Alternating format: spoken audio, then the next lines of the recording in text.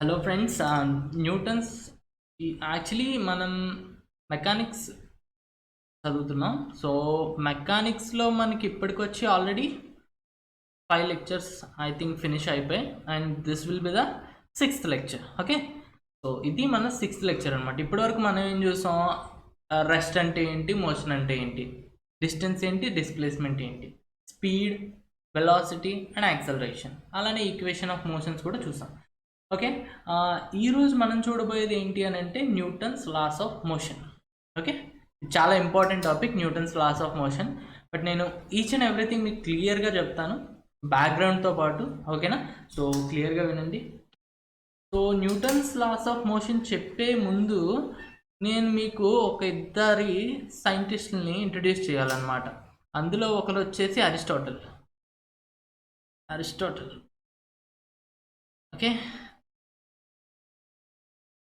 Aristotle. So వీళ్ళంతా philosophers అనమాట. అయితే ఒక్కొక్క ఫిలాసఫర్ కొన్ని మాటలు చెప్పాడు. దాని నుంచి ఇంకో ఫిలాసఫర్ ఆ మాటలు అనేవి, అంటే లైక్ ఆ స్టేట్మెంట్స్ అనేవి రైటా రాంగా అనాలిసిస్ చేసి వాడు కొన్ని స్టేట్మెంట్స్ ఇస్తాడు. ఫైనల్గా మనం వచ్చి న్యూటన్ లాస్ ఆఫ్ మోషన్ చదువుతాం అనమాట. So Newton loss of motion చదవాలంటే ఫస్ట్ అరిస్టాటిల్ ఏం చెప్పాడో చూడాలి. దాని తర్వాత గెలీలియో అని ఇంకో సైంటిస్ట్ వస్తాడనమాట. సో గెలీలియో ఏం చెప్పాడో చూడాలి. దాని తర్వాత వీటిని మాడిఫై చేస్తూ Newton's laws of motions, Newton అనేవాడు ఏం చెప్పాడు, ఆ న్యూటన్ లాస్ ఆఫ్ మోషన్స్ ఏంటి అనేది మనం ఈరోజు చూస్తాం అనమాట. ఓకేనా? So let us start with Aristotle. Aristotle ఏం చెప్పాడు అని అంటే, వెయిట్, మనం నోట్ చేసుకుంటూ రాసుకుందాం. Any object stops itself after some time. Any object stops itself after some time. దాని అర్థం ఏంటి అని అంటే, ఏ ఆబ్జెక్ట్ అయినా కూడా, అంటే ఒక ఆబ్జెక్ట్ మోషన్లో ఉందనుకోండి. For suppose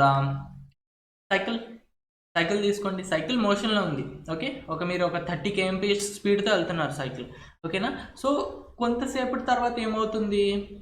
25 kmph, 20 kmph, 15 kmph, 10 kmph, 5 kmph, ఫైనల్గా అది రెస్ట్ పొజిషన్లోకి వచ్చేస్తుంది. ఎప్పుడు మీరు పెడల్ ఆడించకపోతే, అంటే లైక్ ఆ ఆబ్జెక్ట్ని అలానే వదిలేశారు అని అంటే it will stop it self, అంటే దానంతన అదే ఆగిపోతుంది అని చెప్పి చెప్పాడనమాట Aristotle. First statement. Okay, and second statement ఏం చెప్పాడు అని అంటే, to maintain uniform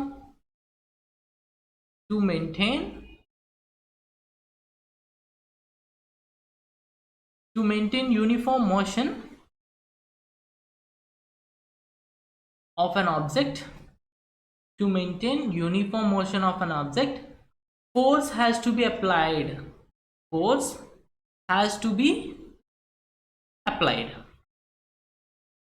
okay, so to maintain uniform motion force has to be applied. అంటే దాని అర్థం ఏంటి అని అంటే, ఫస్ట్ ఏం చెప్పాడు? ఏ ఆబ్జెక్ట్ అయినా కూడా దానంతన అదే కొంచెం టైం తర్వాత రెస్ట్లోకి వచ్చేస్తుంది, అంటే కంప్లీట్గా స్టాప్ అయిపోతుంది. మోషన్లో ఉండే ఒక ఆబ్జెక్ట్ అనేది కొంత సమయం తర్వాత దానంతనదే రెస్ట్లోకి వచ్చేస్తుంది అని చెప్పాడు. ఒకవేళ రెస్ట్లోకి రాకుండా అది యూనిఫామ్ మోషన్ మెయింటైన్ చేయాలి అని అంటే ఏం చేయాలి అని అంటే, ఫోర్స్ అప్లై చేయాలి అని చెప్పాడు అనమాట. ఎగ్జాంపుల్ చూడండి, మనం సైకిల్ తీసుకున్నాం, 30 kmph స్పీడ్తో వెళ్తున్నాం. కొంచెంసేపు అయిన తర్వాత 25 kmph, కొంచెం అయిన తర్వాత 20, ఫైనల్గా 0కి వచ్చేస్తుంది. అలా కాకుండా మీరు 30 kmph వెళ్తున్నప్పుడు మీరు పెడల్ మీద ఫోర్స్ అప్లై చేశారనుకోండి, ఫోర్స్ అప్లై చేసి పెడల్ని మీరు కదిలించారనుకోండి, సేమ్ అదే 30 kmph స్పీడ్ అనేది మీరు మెయింటైన్ చేయొచ్చు. అంటే యూనిఫామ్ మోషన్ అనేది మీరు మెయింటైన్ చేయొచ్చు ఎప్పుడు? ఫోర్స్ అప్లై చేస్తే. ఇది మనకు అరిస్టాటిల్ చెప్పాడనమాట. ఓకే, ఒకసారి వీడియో పాస్ చేసి అతను చెప్పిన 2 స్టేట్మెంట్లో అవి యాక్చువల్గా రైటా రాంగా, ఒకవేళ రైట్ అయితే 1 రైటా 2 రైటా, లేదు 2 రాంగా. ఓకే, ఒక్కసారి ఆలోచించండి. ఓకేనా? నేనైతే మీకు ఎక్స్ప్లెనేషన్ ఇచ్చేస్తున్నాను. ఎక్స్ప్లెనేషన్ ఇచ్చే ముందు గెలీలియో వచ్చి ఏం చెప్పాడు అని అంటే, ఈ 2 స్టేట్మెంట్స్ రాంగ్ అని చెప్పాడు అనమాట. Okay, so according to Galileo, both these statements of Aristotle Aristotle are wrong. Okay, Galileo వచ్చి ఏం చెప్పాడు, అరిస్టాటిల్ చెప్పిన 2 స్టేట్మెంట్స్ రాంగ్ అని చెప్పాడు అనమాట. సో అయితే గెలీలియో ఏం చెప్పాడు, అకార్డింగ్ టు గెలీలియో అంటే లైక్ గెలీలియో కూడా అవి తప్పని చెప్పాడు అని అంటే ఇతను కొన్ని స్టేట్మెంట్స్ ఇచ్చుంటాడు కదా, అవేంటో చూద్దాం. గెలీలియో వచ్చి ఏం చెప్పాడు అంటే ఫస్ట్ స్టేట్మెంట్ వచ్చి nothing stops it self. To stop any object, an external force has to be applied. An external force has to be applied. Okay, ఏమని చెప్పాడు అని అంటే ఏది తనంతట తాను రెస్ట్ పొజిషన్లోకి రాదు. ఒకవేళ లైక్ ఇఫ్ ఆ ఆబ్జెక్ట్ ఈజ్ ఇన్ మోషన్, అది తనంతట తానుగా రెస్ట్లోకి రాదు. ఒకవేళ అది రెస్ట్లోకి రావాలి అని అంటే ఏదైనా ఫోర్స్ అప్లై చేయాలి అని చెప్పి గెలీలియో చెప్పాడు. అంటే లైక్ క్వైట్ ఆపోజిట్. అరిస్టాటిల్ ఏం చెప్పాడో దానికి ఆపోజిట్గా చెప్పాడు అనమాట. అరిస్టాటిల్ ఏం చెప్పాడు, ఏ వస్తువైనా తనంతట తానే రెస్ట్లోకి వచ్చేస్తుంది, అలా కాదు యూనిఫామ్ మోషన్ మెయింటైన్ చేయాలి అని అంటే force has to be applied అని చెప్పాడు. కానీ గెలీలియో ఏం చెప్తున్నాడు, ఏ వస్తువైనా ఒకవేళ అది యూనిఫామ్ మోషన్ అంటే లైక్ మోషన్లో ఉంది అనుకోండి, అది అదే మోషన్ మెయింటైన్ చేస్తుంది.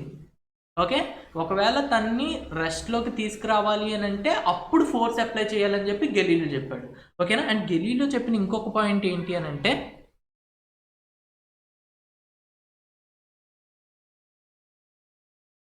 no force is required to maintain uniform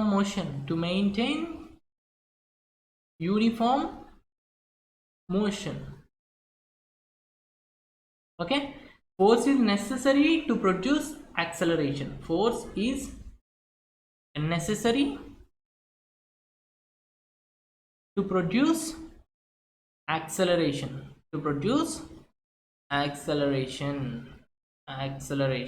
okay, so Galileo చెప్పిన పాయింట్స్ ఇవన్నమాట. ఏం చెప్పాడు, ఫస్ట్ పాయింట్ మనం ఆల్రెడీ డిస్కస్ చేసాం కదా.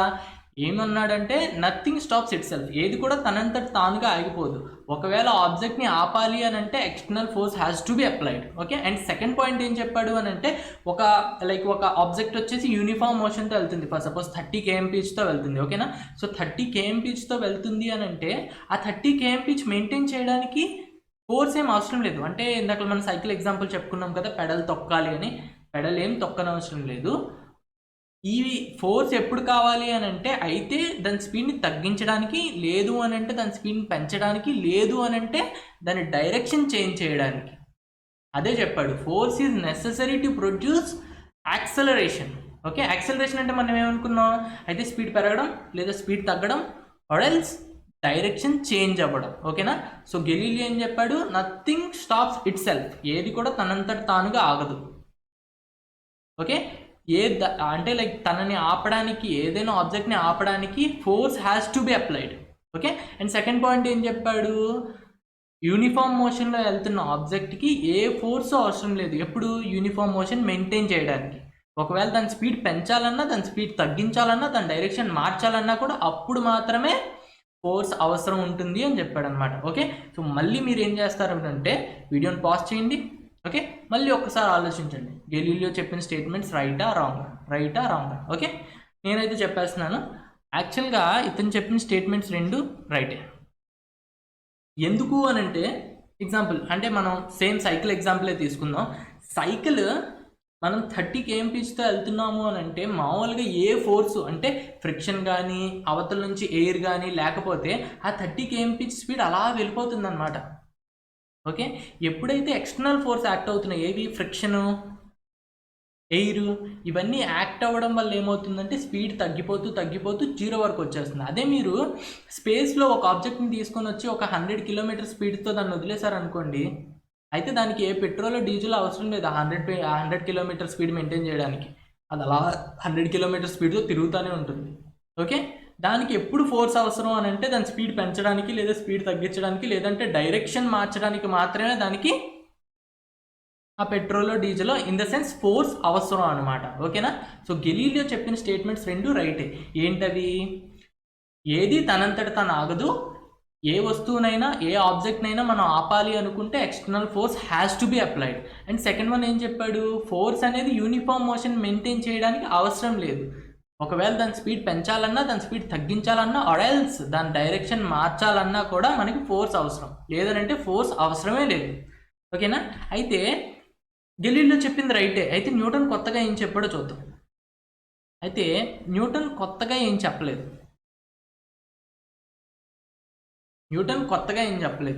గెలీలియో ఏదైతే చెప్పాడో గెలీలియో స్టేట్మెంట్స్ని మ్యాథమెటికల్ ఫామ్లో రిప్రజెంట్ చేశాడు అంతే. మ్యాథమెటికల్ ఫామ్లో రిప్రజెంట్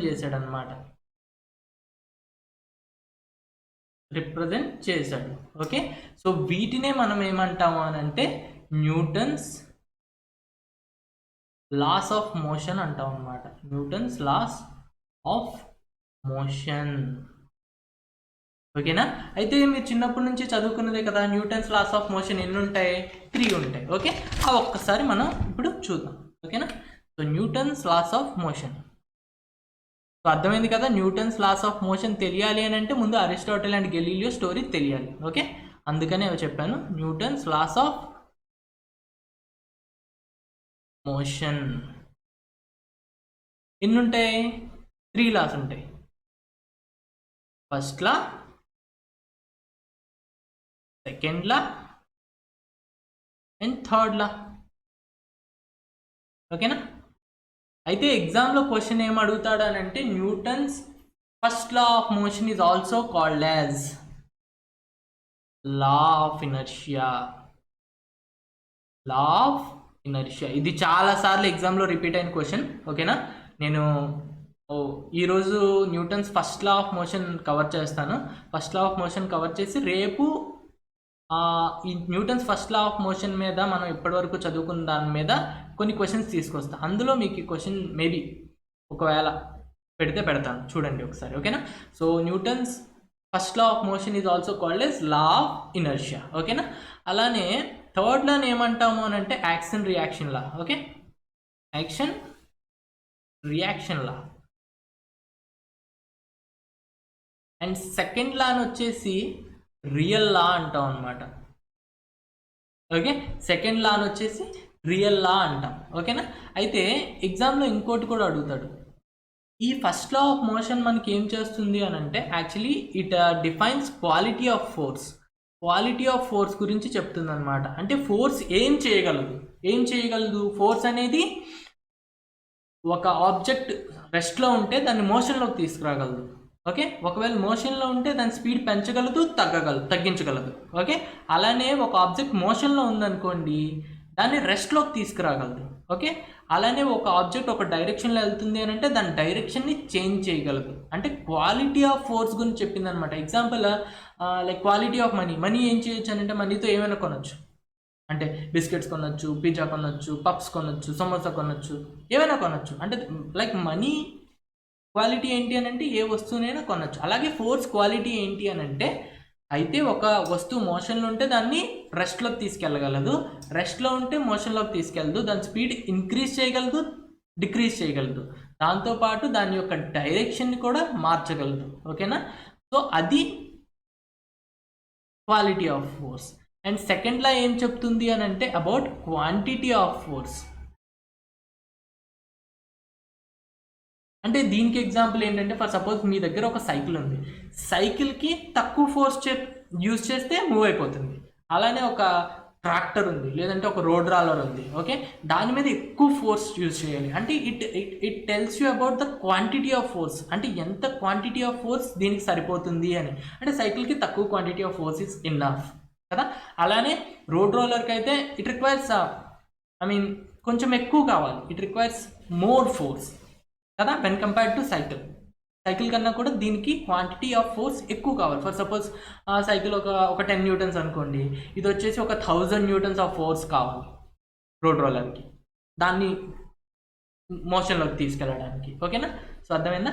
అలానే థర్డ్ లా ఏం చెప్తుంది అని అంటే force always exists in couple. Okay, ఇది మనం థర్డ్ లా వచ్చేటప్పుడు మీకు క్లియర్గా అర్థమవుతుంది. Force always exists in couple. Okay, so ఎగ్జామ్లో మీకు క్వశ్చన్ ఎలా అడుగుతాడు అని అంటే the quality of force is defined by which law? First law. Okay, అలాగే the quantity of force is defined by which law? Second law. Okay, ఎగ్జామ్లో బాగా అడిగేది ఏంటి అని అంటే first law is also called as law of inertia and quality of force is defined by which law? First law. And quantity of force is defined by which law? Second లా. ఇవి బేసిక్గా ఎక్కువగా repeat అయిన questions. ఓకేనా? అయితే ఇప్పుడు మనం ఏం చేద్దాము అని అంటే ఫస్ట్ లాని పోస్ట్ మార్టం చేద్దాం. Okay, so first law. Okay, first law is also called as law of inertia. Law of inertia. Okay, అయితే ఫస్ట్ ఈ ఇనర్షియా టర్మ్ అంటే ఏంటో చూద్దాం. యాక్చువల్లీ ఇనర్షియా టర్మ్ చూస్తే మనం ఫస్ట్లో కవర్ అయిపోయినట్టే, బట్ స్టిల్ మనం ఏం చేద్దాం అంటే ఇనర్షియా అంటే ఏంటో చూద్దాం. ఇనర్షియా అనేది చూసిన తర్వాత మనం ఫైనల్గా ఫస్ట్ లాకి అంటే ఫస్ట్ లా డిఫైన్ చేద్దాం. ఓకేనా? So first will discuss what is inertia. First will discuss what is inertia. Okay, so ఇనర్షియాకి నేను మీకు ఒక సింపుల్ ఎగ్జాంపుల్ చెప్తాను, గుర్తుపెట్టుకోండి. ఓకే, అయితే మీకు దగ్గరలో ఒక పెద్ద స్టోన్ ఉందన్నమాట. ఓకే, ఆ స్టోన్ మీద మీరు ఫోర్స్ అప్లై చేశారు, అది కదలదు, అక్కడే ఉంటుంది. ఇంకొంచెం అప్లై చేశారు, అది కదలదు, అక్కడే ఉంటుంది. బాగా అప్లై చేశారు, అయినా కదలదు, అక్కడే ఉంటుంది.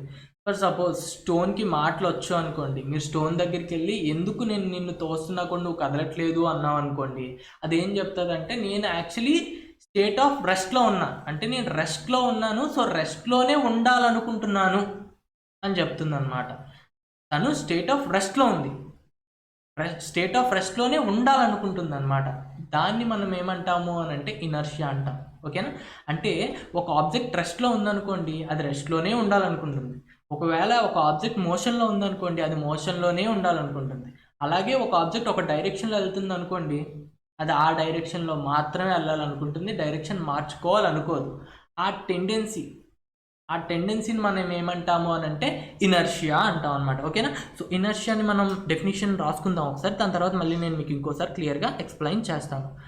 The ability of an object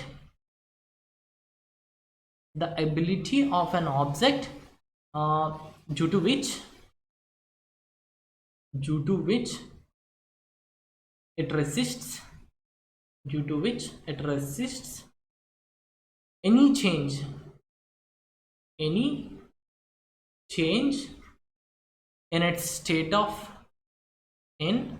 its state of rest or state of motion or direction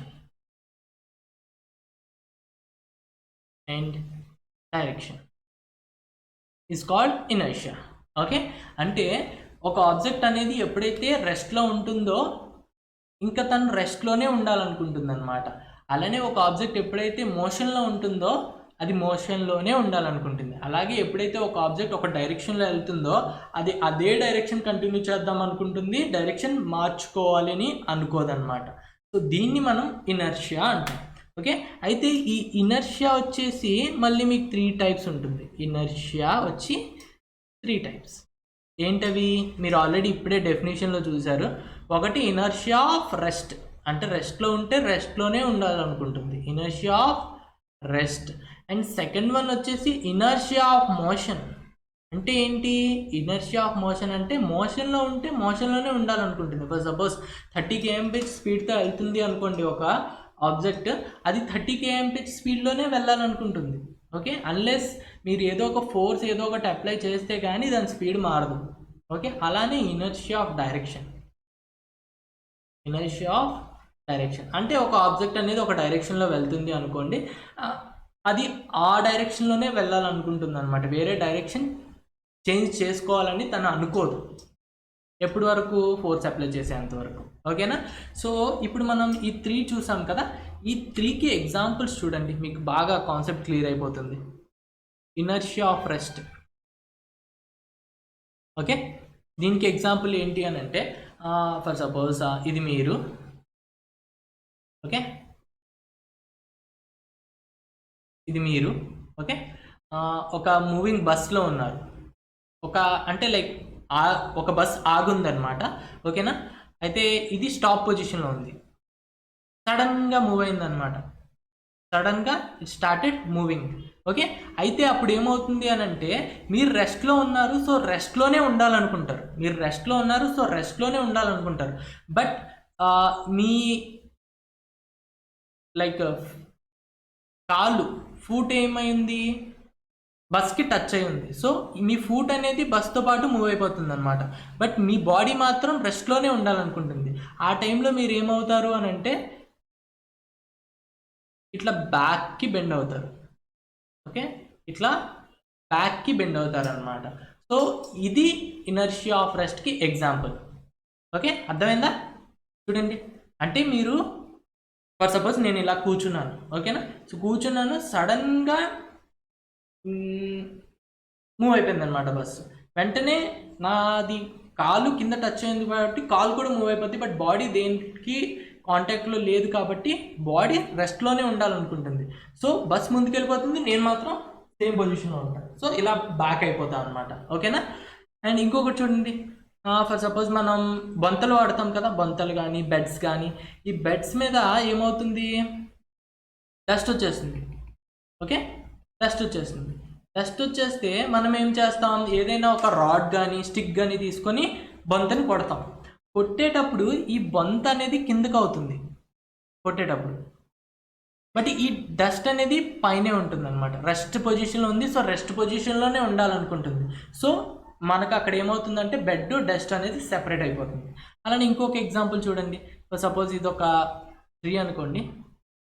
okay, ఇది ఒక ట్రీ, కొన్ని ఫ్రూట్స్ ఉన్నాయి. ఓకే, మీరు కింద నుంచి ఈ ట్రీని మూవ్ చేశారు. ఓకే, ఇట్లా పట్టుకొని ఊపుతున్నారనమాట. ఊపేటప్పుడు ట్రీ మూవ్ అవుతుంది. ఓకే, బట్ అక్కడుండే ఫ్రూట్ మాత్రం అక్కడే ఉండాలనుకుంటుంది. ఫ్రూట్ అనేది రెస్ట్లోనే ఉండాలనుకుంటుంది, బట్ ట్రీ మూవ్ అయిపోతుంది. సో ఈ ఫ్రూట్ అనేది డిటాచ్ అయిపోయి కిందకి, అంటే తెగిపోయి ఫ్రూట్ అనేది రాలి పడిపోతుంది అనమాట. ఒకవేళ కొంచెం పచ్చిగా ఉందనుకోండి ఆ ఫ్రూట్, దాని కొంచెం స్ట్రాంగ్గా అటాచ్ అయి ఉంటుంది కాబట్టి ఎక్కువ ఊపాలి. అదే కొంచెం పండిపోయి ఉందనుకోండి, ఒక 2 సార్లు ఊపేటప్పటికి అదే కింద పడిపోతుంది. ఓకేనా? So these are all examples of inertia of rest. Now will see examples for inertia of motion. Inertia of మోషన్కి ఎగ్జాంపుల్ చూద్దాం. ఓకేనా? ఇనర్షియా ఆఫ్ మోషన్ సేమ్ ఇందాక చెప్పాం కదా, సేమ్ దానికి ఆపోజిట్. చూడండి, సపోజ్ ఇట్లా మీరు నించొని ఉన్నారు.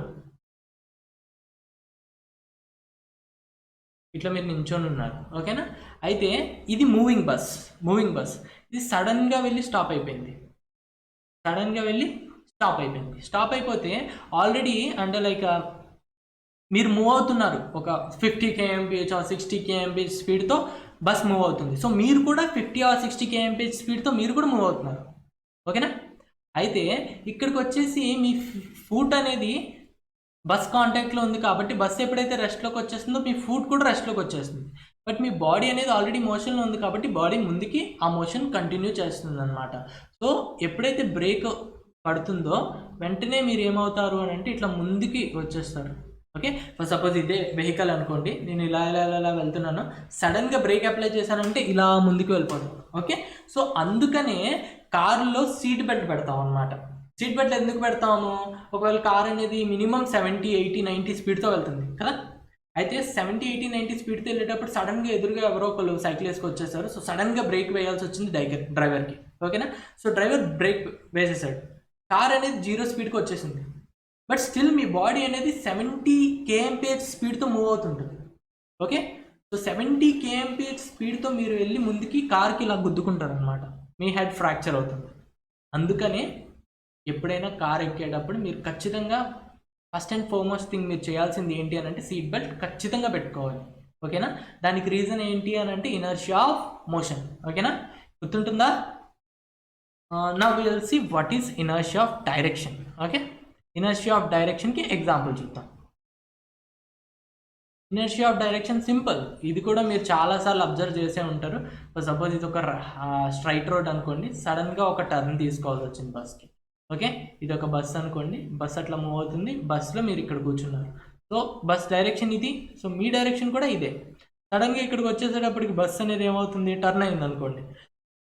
ఓకే, మీరు ఈ డైరెక్షన్లో వెళ్తున్నారు, ఈ డైరెక్షన్లోనే వెళ్ళాలనుకుంటారు. సో బస్సు ఇలా టర్న్ అయ్యేటప్పుడు మీరు ఏమవుతారంటే బయటికి ఇలా, అంటే ఫర్ సపోజ్ బయటికి ఇలా మూవ్ అవుతారనమాట. So this is because of inertia of direction. మీరు ఏ డైరెక్షన్లో వెళ్తున్నారో ఆ డైరెక్షనే మెయింటైన్ చేయాలనుకుంటారనమాట. ఓకేనా, సో ఇవి ఎగ్జాంపుల్స్ ఇనర్షియా ఆఫ్ డైరెక్షన్కి. ఓకేనా, అయితే ఇప్పుడు మనం ఇనర్షియా అంటే ఏంటో క్లియర్గా చూస్తాం కదా. ఇనర్షియా అనేది దేని మీద డిపెండ్ అవుతుంది అనేది చూద్దాం ఒకసారి. ఫర్ సపోజ్ ఒక సైకిల్ ఉంది, సైకిల్ రెస్ట్ పొజిషన్లో ఉంది. ఓకేనా, అయితే ఆ రెస్ట్ పొజిషన్లో ఉంది, దాన్ని మనం మోషన్లోకి చేయాలి అని అంటే వీ హ్యావ్ టు, అంటే దానికి తక్కువ ఇనర్షియా ఉంటుంది అనమాట. అంటే మనం ఇట్లా తొయ్యంగానే అది వెళ్ళిపోతుంది. ఓకే, అదే ఒక పెద్ద బండరాయి ఉందనుకోండి, దాన్ని మనం ఎంత తోసినా కూడా వెళ్ళదు, బికాజ్ దానికి ఇనర్షియా అనేది చాలా ఎక్కువ ఉందన్నమాట. అంటే దీన్ని బట్టి మీకు ఏమర్థమైంది, సైకిల్ అనేది చాలా తక్కువ వెయిట్. ఓకే, లేదు అంటే సింపుల్గా చెప్పాలంటే ఒక పెద్ద రాయి ఒక చిన్న రాయి తీసుకోండి, చిన్న రాయి కొంచెం ఫాస్ట్గా మూవ్ అయిపోతుంది, అదే పెద్ద రాయి అయితే కొంచెం ఎక్కువ రెసిస్ట్ చేస్తుంది, బికాజ్ ఇనర్షియా అనేది మాస్ మీద డిపెండ్ అయి ఉంటుంది అనమాట, మాస్ మీద. సో మాస్ ఎక్కువ ఉందనుకోండి, ఇనర్షియా కూడా ఎక్కువే ఉంటుంది. ఓకేనా, అంటే పెద్ద రాయిని తీసుకున్నాం అనుకోండి, దాన్ని కదపడం చాలా కష్టం, దానికి ఇనర్షియా ఎక్కువ ఉంటుంది, బికాజ్ ఇట్స్ మాస్ అనేది చాలా ఎక్కువ. అలానే చిన్న రాయిని తీసుకున్నాం అనుకోండి, దాని మాస్ కొంచెం తక్కువ కాబట్టి దానికి ఇనర్షియా కూడా తక్కువ ఉంటుంది. సో ఇక్కడ మీరు రాసుకోవాల్సిన నోట్ పాయింట్ ఏంటంటే, ఇది కూడా ఎగ్జామ్లో చాలాసార్లు రిపీట్ అయిన క్వశ్చన్. సో క్లియర్గా రాసుకోండి, mass is the measure of inertia. అంటే నేను రేపు ఈ క్వశ్చన్ కూడా మీకు చూపిస్తాను. ఓకేనా, ఎలా అడుగుతాడు అని అంటే dash is the measure of inertia అని అడుగుతాడు, మాస్, వెయిట్, వాల్యూమ్ ఇట్లా చెప్తాడు. Okay, so answer mass is the measure of inertia. అర్థమైంది కదా. అంటే లైక్ ఒక 10 kgs బాడీని తీసుకున్నాం అనుకోండి, ఒక 50 kgs బాడీని తీసుకున్నాం అనుకోండి, 10 kgs బాడీకి తక్కువ ఇనర్షియా ఉంటుంది, 50 kgs బాడీకి ఎక్కువ ఇనర్షియా ఉంటుంది అనమాట. ఓకేనా, అయితే మొత్తానికి మనం ఇనర్షియా అంటే ఏంటో చూసాం. అసలు ఫస్ట్లో ఏంటో ఒకసారి ఇప్పుడు నోట్ చేసుకుందాం. ఓకే, ఫస్ట్లో ఏంటి అని అంటే ఏ body continues in its state of rest or uniform motion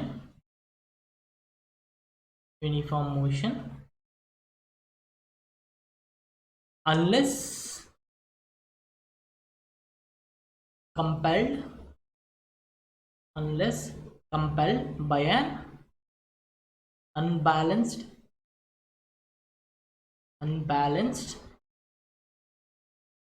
external force to change its states.